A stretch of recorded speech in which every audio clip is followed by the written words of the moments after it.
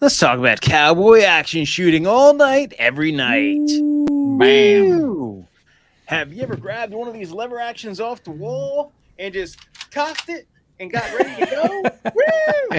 Lever action. Where's your double barrel at? I know. You know what? I really do need a double barrel. I'm not lying. Well, if you're gonna do cowboy action, you 100% need a double barrel. Yeah. And you need to get your good old single action as well, you know. I know. Yeah, I do buddy. need a single action. I was looking at these Taylor firearms single action. So everybody knows these Taylor firearms out there. Hey, you know, I could use a single action. Hey, if it's not free, it's not me. No, I'm just kidding. Yeah. No, but tonight we're on a more serious topic. We're going to be talking about training, preparing for training, planning for training, and everything else. And that training could also include, if you're going to be doing some cowboy action shooting, you can't go to the cowboy action shooting if you just have a lever action. You probably use a double barrel and a single action. But hey, welcome back to Romeo Charlie Reality Check with my awesome co-hosts. We have Rick Hogg from Warhard Tactical and Mark Kelly from Kelly Defense. What's going on, gentlemen? Doing good, man. Another super excited episode, and can't wait to see where this one all unravels and goes.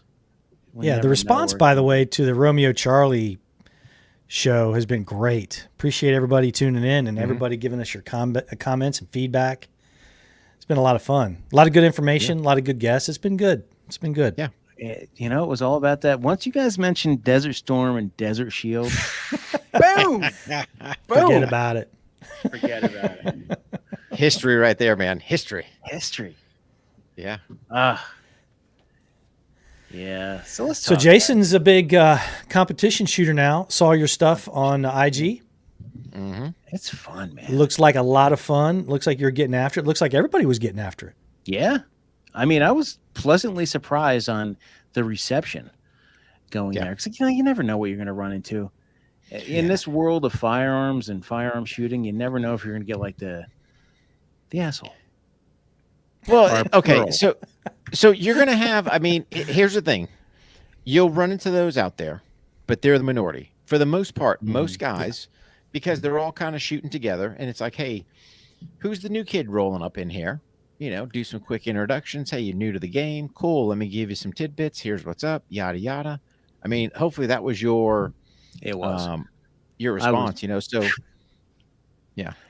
I think it's going to be a little bit different because, you see, I went to a range about an hour away in Maryland.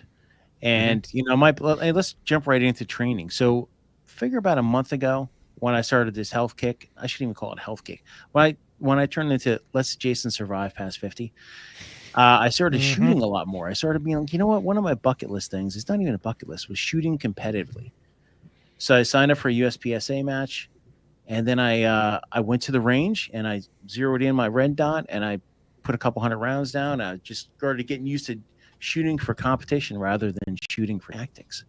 So one of the things is before I went to the range, I kind of said, okay, I need to do my research. I'm going to be shooting USPSA, which is U.S. Pistol Shooting Association.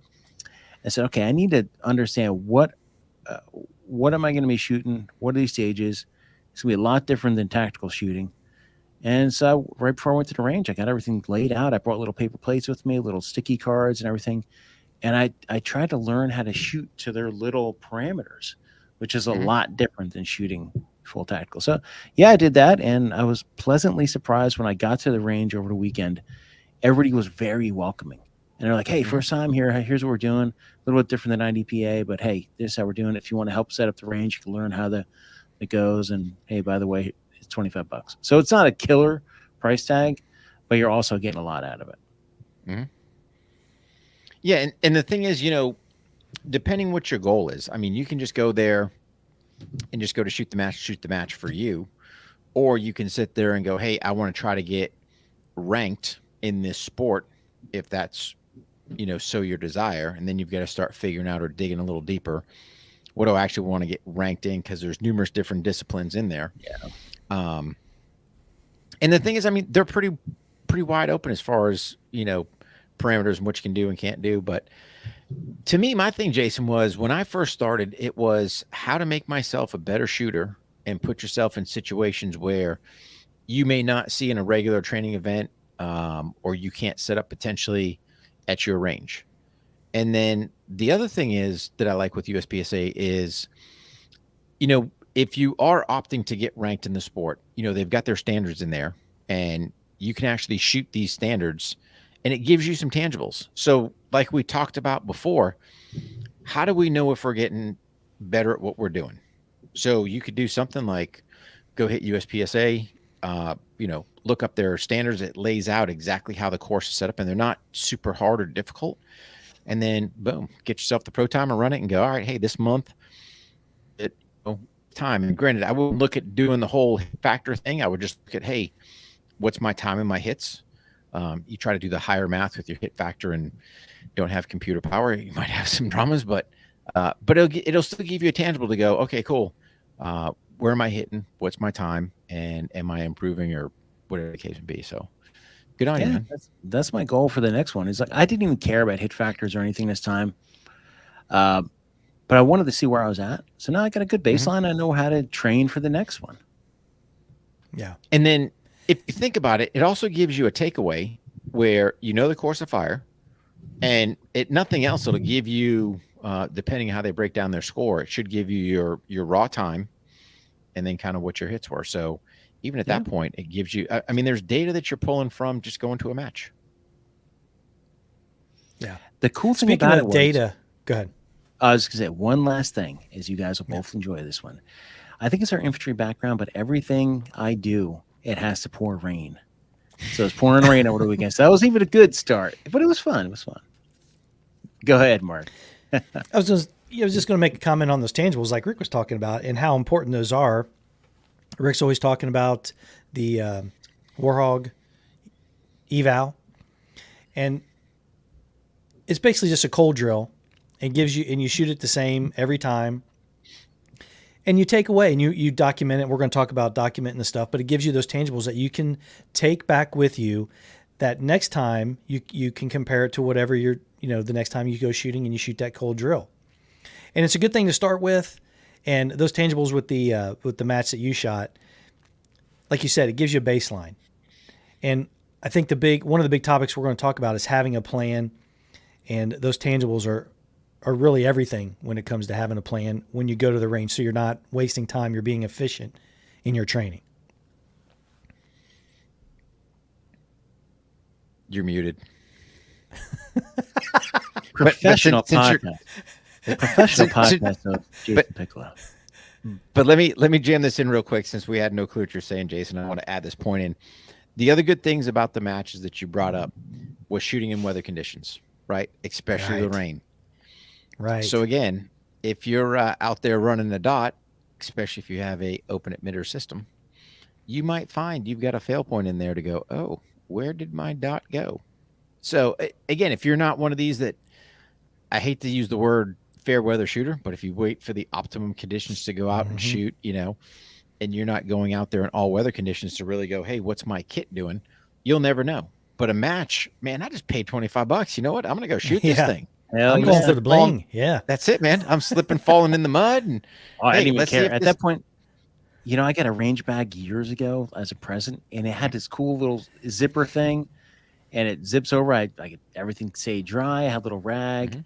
But one thing I did learn was, when you're running one of these optics, is to bring a wipe for your optic or something to cover it while you're waiting. Because you know what happens when it's in a holster? Fills with water. So, one thing I was saying while I was muted was probably one of the most profound things I've ever said before, but no, it was this. Let's start with the basics. You are a brand new shooter, and you've got your gun. You got 50 rounds of ammunition. You got some hearing protection. Kind of sucks, but you know what? It's usable. And you got some eyes, and you're like, okay, I want to train now. So you have a couple options. You can go to the range, and you could just put holes all over the paper, or you could actually plan ahead of time, and maybe with some dry fire and stuff before you even leave the door. So what are you guys' thoughts on like the basic training platform? So I would tell you this: if it were me, I would make sure that I get Make Ready with Warhog Tactical and look at our video series, instructional video series we've done with Panteo Productions. because it lays it out all right there. Granted, yes, you can do it. Thank you, Jason. You go to warhog.com and check that out. Or you can do, here's a shameless plug. You can use code warhog30 and save you 30% on an annual subscription over at Panteo, which opens up the volume to all the different instructors out there. But to me, it's, if you're going to do that, right? If you can't get to a training class beforehand and you just want to put hands on your firearm, dude, check out my instructional video. Check out anybody's instructional video, right? Do something to kind of get a foundation there to start. And then if we're talking brand new, never done anything, do that magical search for that NRA instructor in your area that's going to hopefully lay down a good foundation for some firearm safety and just how to properly manipulate your firearm, how to disassemble, clean, whatever. You know, it just depends where you're at on this journey of having your firearm. But that would be kind of my first steps. Yeah, definitely the safety piece. We've talked about it before, especially if you're really, you're truly brand new to handling and shooting firearms. You got to have that foundation of safety. You have to have that, because once you have that, you know how to be safe. You're going to be confident. And if you're confident, you're going to go train. If you're not feeling confident about your safety and your handling and what you're doing just to get the gun up and running and get it safe again, you're going to struggle with everything else, because that's all you're going to be thinking about. So look that up. You know, Rick and I also have that series, OTR Training on Demand. If you go to our website, you just click that. There's a big piece on dry fire. There's a piece on zeroing red dots and all kinds of stuff. And like Rick said, the Panteo video that he did is good for all skill levels. But you definitely have to get some initial safety training, and then you have to go out and train. But again, if you're not confident about being safe, you're not going to go to the range. Okay, now let's say we're beyond basics. You know how to put holes in targets.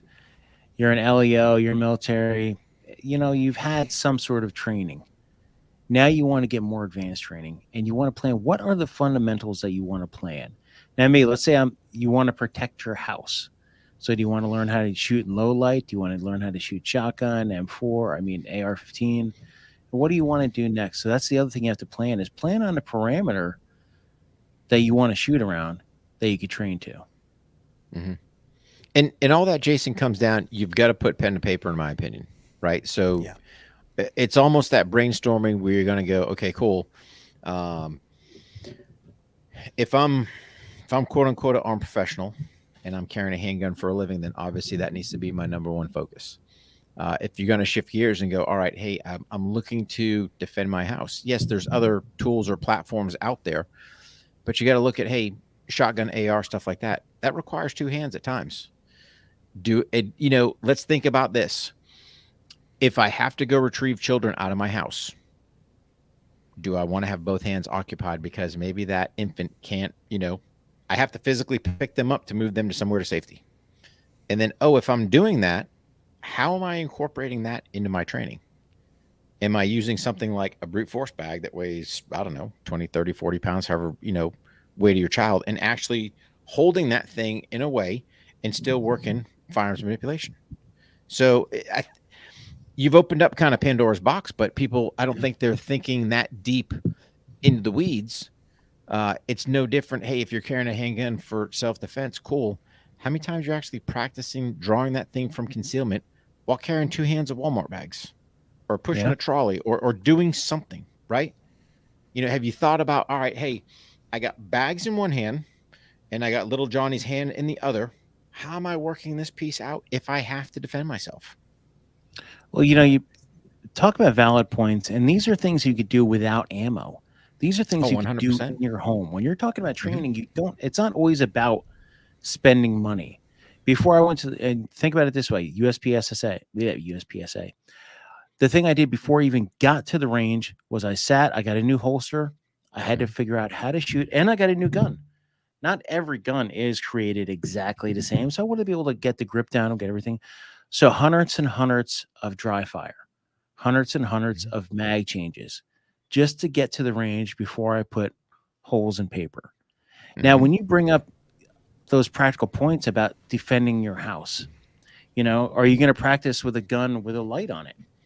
One handgun and your other, and bringing up that tactical bag from what's your tactical bag company where you could put all the weight in it and you can get a cool coupon code? But practice like that, Brute Force? Brute Force. There you go. Yeah, That's Brute Force. And you could practice. That is a damn good idea. Mhm. And you could use those principles for anything. You Sure. know? Yeah. And you don't have to feel, you don't have to say, oh, that's crazy. Why would I do that? Look, we do that in our training with the canine officers, simulating having their canine partner with them. These are things that we do.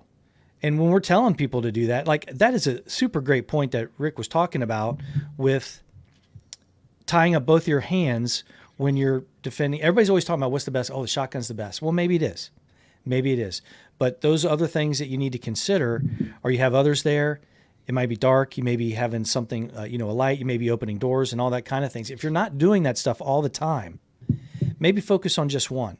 To me, I would just focus on the one that you're going to be carrying all the time, and that's going to be a handgun. I would start there and really start working that piece. You're going to take it with you, carrying concealed, and you're going to have it at your house. Once you've mastered that, or you're comfortable enough to where you think you can move on to other platforms or explore other platforms, well then, yeah, go ahead.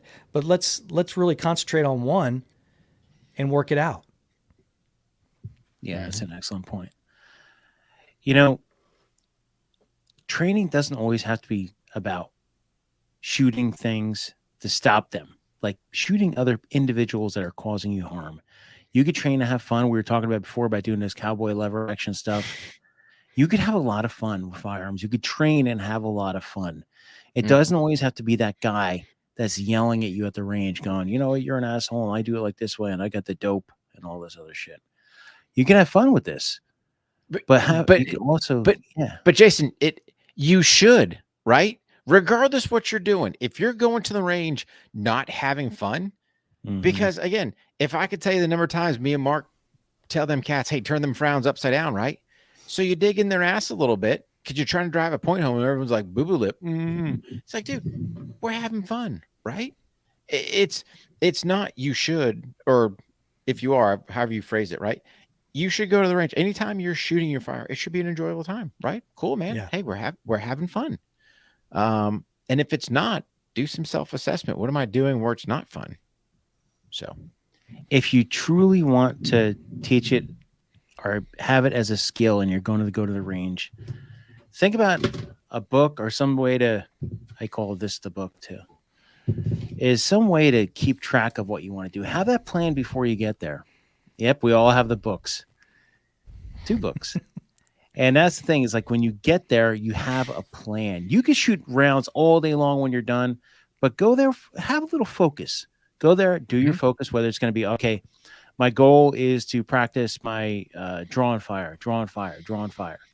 And my next goal is to practice 2-2-2-2. Have a goal before you get there so that ammo that is very precious nowadays, you get a good use out of it. And then if you want to fling rounds later on, no problem. Yeah. No, 100%. Have your, and here's the thing, you don't have to have a boatload of ammo to go to a range session. Literally, if you've got a box of ammo and you plan out those 50 rounds, trust me, you can knock yourself out of the park. But what you're doing is you've put the time in beforehand where you've done your dry fire training. Now we're just going out there to confirm marksmanship and recoil mitigation, and boom, go from there. I mean, I can sit here and practice all day long. If you want to say shooting 25-meter bulls, right? Slow, precision, accurate fire. I can. And I can sit there and go 100 every time. Now you go to the range. Whew, now we got, you've actually got to sit there and make it happen and bust those shots. Sometimes you got some atmospheric things beyond your control, I mean, things happen, right? But that's what you want to do is get out there and go, cool. I'm just confirming what I'm doing here and making sure that marksmanship is actually there when I'm firing projectiles. Outside of the training aspect, think about your physicality and all of us are jumping into this. I shouldn't even say jumping into it. We're getting into that healthy phase of our lives. Oh, you make it sound like it's a new thing. It is. It's just because we've been doing it for 30-something years now. It's like, okay, just checking. Just making it fun now. But think about when you're training. It's not just training your pistol, your rifle, your everything else. Figure out what else is in your training plan. What's in your training package to kind of make you be able to stop that force? Can you carry your kid out of the house? Can you carry your spouse out of the house? Can you carry your dog out of the house? Start thinking about your physicality as well and putting that into your training plan, whether that's walking around a block in the morning, doing a couple push-ups, anything. Yeah. And I mean, with that, look at what type of tools you have to work your hands. Do you have a Bob? Do you have a Mr. Heavy? Do you have, I know Mark's got a speed bag there, or an agility bag. Do you have that kind of stuff where, cool, it's great to go out there and do back and buys and get your swell on, but are we actually trying to work on our hand skills as well? And then if you're a blade dude, are you working blade skills? I mean, this thing of training, you can open up Pandora's box and do all kinds of stuff, because you can sit there and go, cool, I'm working firearms, hands, knives, all this other stuff. What are you doing in your vehicle? Mm-hmm. I didn't mean to open that Pandora's box, but how about this for training? Let's go back to premise number 1 is planning. You said you open up the Pandora's box, which is true, and you can keep going down rabbit holes. We've all gone down these rabbit holes. We're about to go down one right now. But if you plan out your week or plan out your month, plan out your day about what you're going to train on that day. So this morning I go for a bike ride. I come back. Bob's out there waiting for me. I know I'm going to do a round, beat Bob's ass, and then I'm going to go in and I'm going to eat. That's part of my plan. And then later on in the day, I'm going to do some dry fire. And I know I have to do dry fire between these 2 hours or I'm not going to do it because something else will come up. So make sure you have time mitigation in there as well. You figure out when you're going to do it and do it. Mm-hmm. Yeah. And that's a huge point. Like, I know Rick and I use the little whiteboards, and we have, a week, and then we have an individual day board, and we kind of chop those tasks up on the individual day. But that broad stroke initially, Sunday, hey, what am I going to do this week? And, we put everything in there. We got a show, Mark and I got a show, or Rick and I got a show, and then we got the Romeo Charlie, and then I'm going to try to get my workout in and then stick to it. That's the thing. You got to stick to it. But eventually, I think when you write those things down, for me anyway, when I have a plan and I write it down, it's a hell of a lot easier for me to stick to it. Now, is something going to pop up and the kids need to do something and it'll kind of interrupt it a little bit? Yeah. Then you put it on the back end on that same day. You don't wait till tomorrow. But it's important. And just like what Rick and Jason, what you were saying, can you carry your dog out? Can you carry yourself out? Can you get yourself out of danger? Your life is worth it too. And just staying healthy and being able to, bear crawl. If you got smoke in the room, you can't see, but you get down and just being able to crawl up and down the steps, whatever. Being able to save yourself is just as important, and stay healthy. Mm-hmm. And with that, Mark, right? So I'm going to do, I'm not going to bash you, if you go to a public gym, but a public gym cuts some things that you can't do. So here's the thing. I can go get my workout in and I can combine it with my dry fire if I want. And sometimes I do, or sometimes I do my airsoft in there, as well. So sit there and, I've got to be careful, right? So if I'm out front throwing sandbags around, I'm probably not going to be strapped.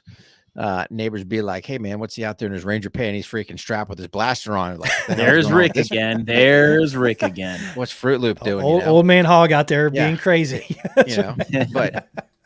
But my point, Damn, Rick Hogg's out there again. I try to be, I try to be courteous to my neighbors, So, but anyway, can you incorporate that in? So now, we always talk about doing physical dress stuff. Okay, cool. You don't have to break it down where you're just doing, all right, I'm going to do my workout and then I'm going to wait and then I'm going to go do my dry fire. You can combine tasks in there, providing you've got a facility to do it. And believe it or not, there's some guys out there, and you'll have to go search them out, but there's some gyms that are starting to do things like that. I don't think they're allowing per se live firearms to come in at current junction, but they're doing blue guns and airsoft and stuff like that. But that to me, that's what you want to do. Now we're combining everything into one. Man, I just got to annotate. Cool. What am I doing? So, hey, let's do some pull-ups. And while we're pulling up one hand, we'll draw from the holster and do some dry fire in there. Why not? Well, why would you do that? Why wouldn't you? Why not? Right. Sure. Is it fun? Yeah, why wouldn't you? Yeah. Yeah. Well, just like with Jason carrying around, his plate carriers and his backpacks, and then Rick out there and I with the brute force bags, bear hugging like you're carrying a loved one or whatever, and maybe doing a one arm drag or carry with your free hand. You know what I mean? Just those kind of things. It adds a little bit of fun. People might look at you a little strange at the park. I get crazy looks all the time, but people are looking, hey, whatever what he's doing, why is he doing that? But I like going to the regular gyms too, being out with my people, you know what I mean? Hanging out with folks, getting out there amongst everybody. But at the same time, that training for the fight and training for some kind of functional fitness that you can save yourself. I think the bear crawl and the what do they call it when you carry that bag? The burden carries, how different ways of carrying the bags and having a backpack. Those are huge. Because you talk about a game changer. Those brute force bags are soul crushers. Wreck you. Just simple tasks. Yeah, they'll break you. Mm-hmm. You'll find out how unfit you really are when you initially start working with burden carries and backpacks and walking with them. Just got to start working it. That's it, man. Yeah. Just walk. Get used to it. Get training. Mm-hmm. I want to hammer this down hard, is that you have to plan the training to get it right. And that looks long-term as well. Yeah. Maybe you don't want to do it on your own. Maybe you want to do it with a buddy. Find someone who's going to stick with you, because you don't want to have to rely on that guy who's like, hey, it's you set your alarm for 6. You're supposed to meet them there at 6, and they're like, where are they? And you're ready to go. Mm-hmm. So make sure your reliable battle buddy is ready to go at 6. And also, the other thing I want to talk about is buying training, finding training. And we've talked about this before, about vetting your instructors and stuff like that. Mm-hmm. Start slow. Figure out what's going on. It's the same. I'm going to bring up this USPSA a lot because I didn't know what to expect, and you can't find a lot of reviews out there. Maybe find someone who went to those courses, talk to them, and find out exactly what you should expect as much as they could provide you. But yeah, that's the thing too, is plan your training accordingly to your budget and get it. So I think, Jason, don't quote me on it. I thought Panteo had something. Again, I didn't do it. So I that's why I say don't quote me on it. I thought Panteo had something.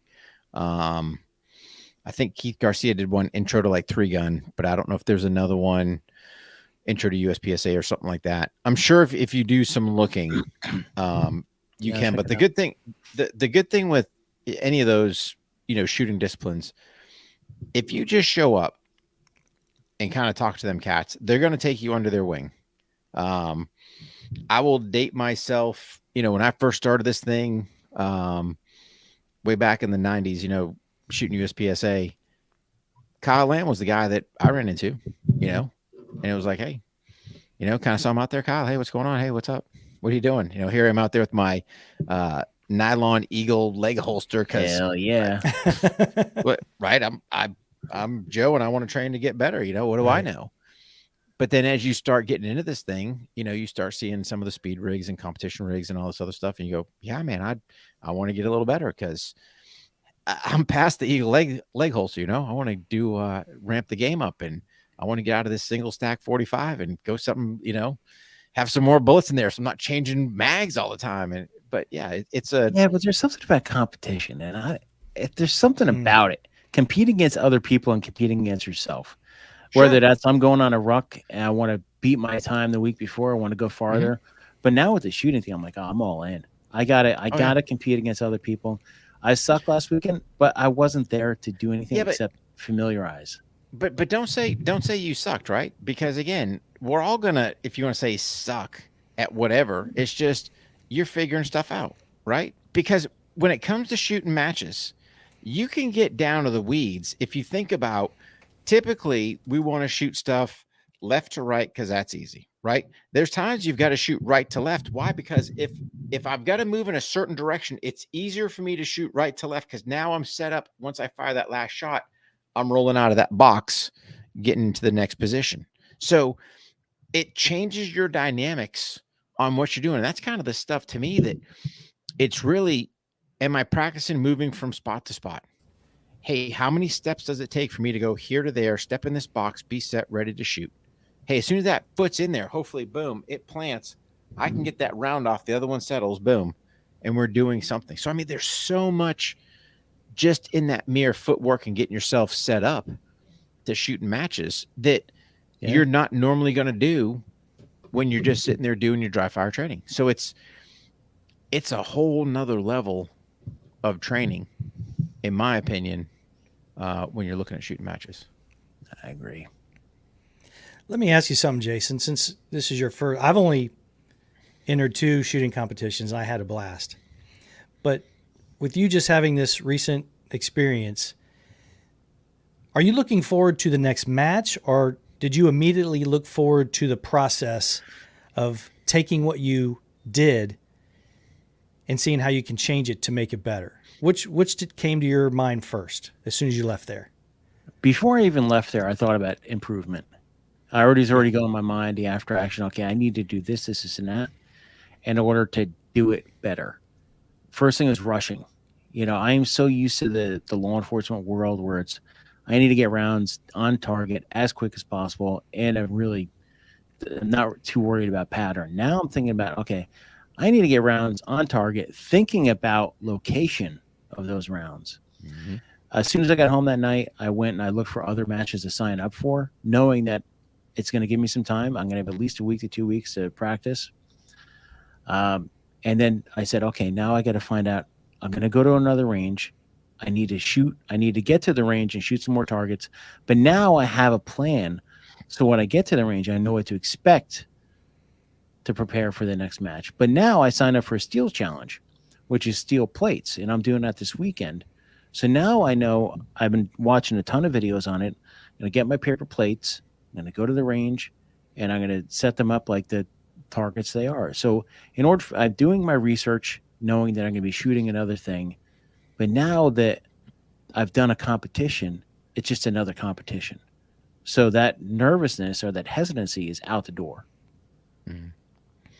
But what you're going to find too, Jason, right, is just remember this. Man, and I date myself. I wish I would have recorded people back in the 90s. Recording people, right? So you had them big, stupid, VCR, VHS things, right? Oh, yeah. But we would record our matches. Why? Because, again, we want to see what we're doing. And I would encourage people, especially this day and age with phones, man. I mean, you can record. You should be recording your dry fire session, right? Anytime you're doing live fire, record it. Shooting matches, record it. But you need to make sure that whoever's recording is getting the most advantageous spots to see the maximum amount of stuff. So if you're just looking for kind of like this above the waist, cool guy action stuff for the IG, dude, you're missing the mark, man. You've got to get the full body, in my opinion. Hey, what are the feet doing? Am I stutter stepping? Am I being as efficient with my feet? I mean, so much more opens up when you go to shoot matches that people don't think about. But if I'm never capturing it, or if the person that's videoing isn't capturing it for me, I kind of lose some things in there. I've got the full cool guy IG post, but I also, I did have someone filming me while I was there, which was nice. That's the other things. I didn't know anybody went out there. And I was like, hey, can you take a video? And boom. And they got the whole ugly mess that was me shuffling around. And that's the other thing to work on is speed. So my workout tomorrow morning, I typically, when I'm training for the week, it'll be a bike, a ruck, an Orange Theory or something like that. And tomorrow was so I did a ruck. Today was a bike. Tomorrow I'm doing speed work in the morning with my son. And then the next day I'll just throw in an Orange Theory. And then the next day will be ruck and stuff, so on. But it's speed work. And that's the other thing is planning for the next one is speed work. It's just getting my feet used to moving with 10, 20 feet, 10, 20 feet, 10, 20 feet of just quick movements. Not worrying about long distance. You're never going to see my ass running marathons. But you've got to set it up, right? So ideally, if you can get your boxes out there, whether you opt to use caution tape, PVC, it doesn't matter, right? How do you move from box to box? That's the key thing. It's one thing to go, hey, I'm moving here, but am I taking a big enough step to get in that box so that I'm not causing myself a penalty, where I'm too close, too far, stepping in, boom, other foot's in there, and just work. I mean, just that mere piece of running and even just presenting your hands just to get that piece of going, hey, this is how we blend it together. And people will look at you like, who is this dope with boxes and arms pointing? And Yeah, buddy. Don't worry about it. Let's get something right out of there. All three of us are saying all the time about these people looking at us. Who cares? Mhm. The great thing about getting old is like you are Right, crazy. We've all seen Rick Hogg run around with those Ranger panties on, and I didn't even want to know what Mark's wearing to wear the people's gym. I don't. Even want to know. Banana hammock. Yeah, they can see me coming a mile away. Yeah. I've heard it's all over the internet. But isn't that what we're talking about? You know, because I guarantee that you're keeping track on your rucks and your bikes. You're keeping track of your time and distances. Isn't that what we're talking about? Focusing on the process. You don't win the match just when you go out there and compete. You win it with all that silly stuff that we're talking about that you've done in the last 2 weeks. That's when you win the match. Yeah. Putting in that extra effort and that attention to detail and diving into that minutia. And to me, it's the tiny goals and gains that you get when you're by yourself and no one's looking. Those are the ones I'm looking for. Those are the ones that impress me the most. Oh my gosh, I did that 5 seconds faster. I did that 5 seconds faster. Mm-hmm. Now, can I do it again? Right? So just, the process is where it's at, not necessarily the outcome. Yeah. So when are we going to do the Romeo Charlie shooting team? I got to come out where you got. Well, we all got to meet first somewhere. Do we get to? We got to have jerseys, right? We got to have shirts. We have to have shirts. Yeah. Yep. Get the bowling shirts, not like these tight, the pullover. I want a button down, old school bowling shirt. I don't like Hard Knocks, School of Hard Knocks or something. Hard Knocks, Sure. You'd have to just find something that's good embroidery, right? Because again, part of it is when you're out there and you've got these shooting shirts, some of these companies out there will do phenomenal work. Why? Because you're just launching logos and they're just, you get Hawaiian, Brian, but here would be the thing, right? It might look a little gaudy having your Hawaiian shirt, but then think about it, depending on your color scheme, you'd have to have like a big patch. Yeah. For On the Range podcast, the Protectors podcast, I can do. Romeo Hey, Charlie. You know what? With my drop shipping, I can make the baseball jerseys easily. I haven't looked at the Hawaiian ones or anything else like that. You know what I did for SHOT Show is I actually got a Dickies auto shirt. I didn't wear it, but I got those are awesome. Yeah. But I had the Protectors patch put on it, like the old shop shirts. The shop shirts are Did awesome. you get? But those did you get your awesome. name? Did you get your name in the cursive writing on there? Dr. Jason Piccolo. There we go. That'd be perfect. Dude, we've got to go with the jumpsuit, with the Top Gun jumpsuit. Dude. Oh yeah, you know how badass that would be. Oh well, hang on. The flight suit though. I mean, we're kind of talking apples and oranges a little bit, right? Are we talking a flight suit, or are we talking like a jumpsuit, like the old mechanics?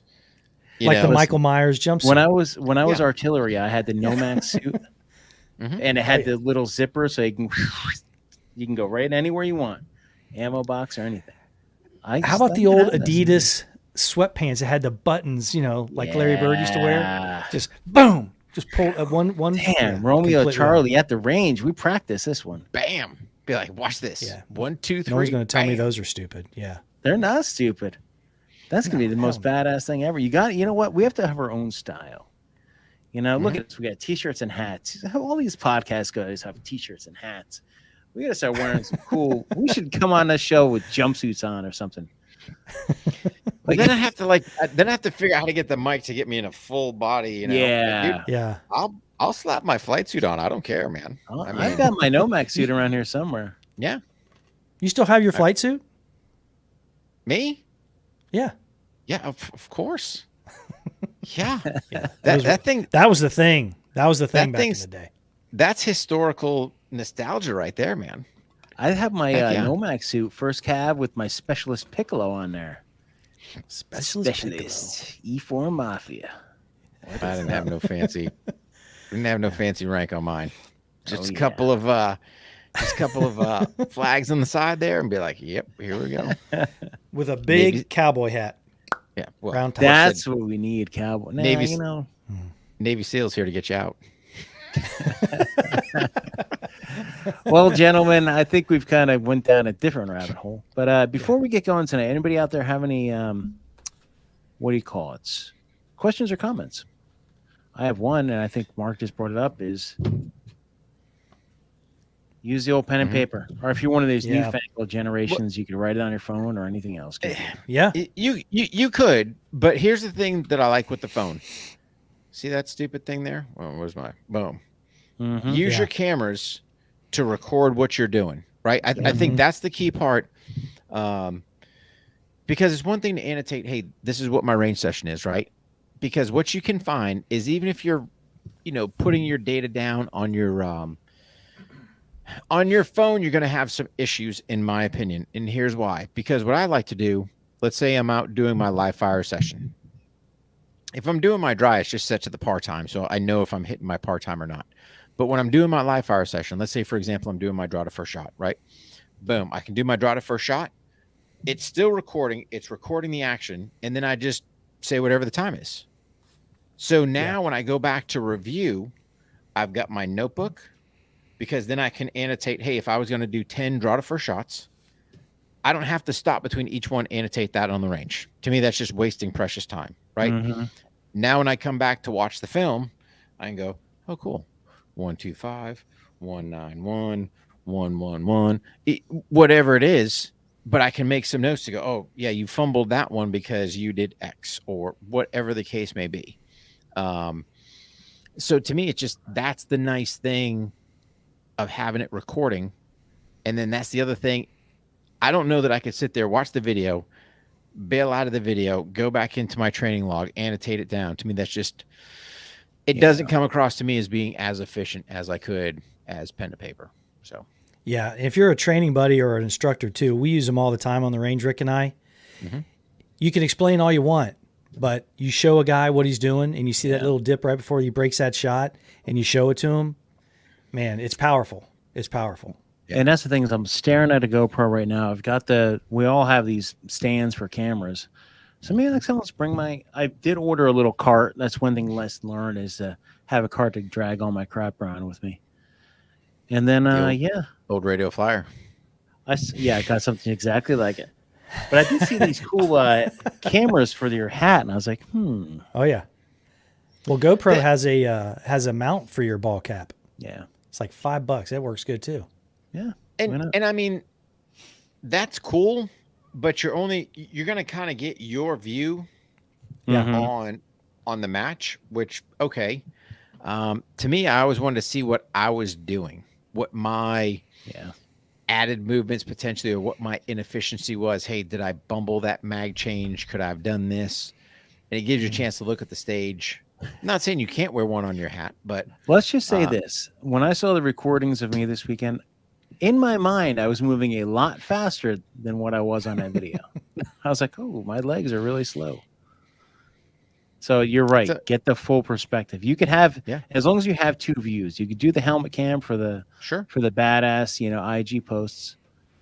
But when it comes to it's a really good idea to get the overall of how you're moving and the movements. Definitely break them down. Well, gentlemen, I do appreciate having you all, or we're having each other. It's a roundabout.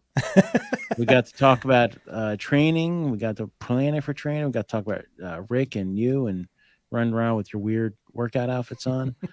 We got to talk about Storm for a little while. And we're looking forward to next week's show. Yeah, buddy. Yeah, man.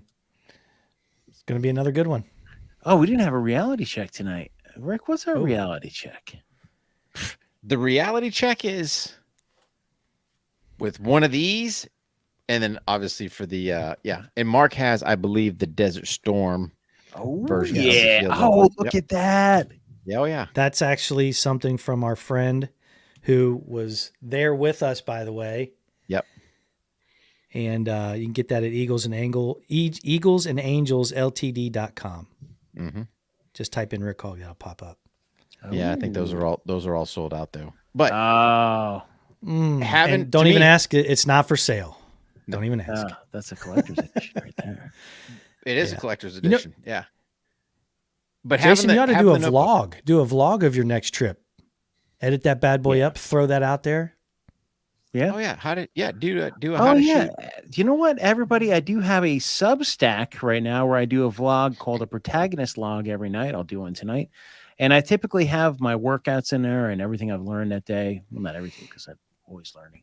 But yeah, I'll do a video vlog. I did one for last weekend shooting. I put the moto video up there of me shooting around like, but I will put in like what to expect when you get to the range.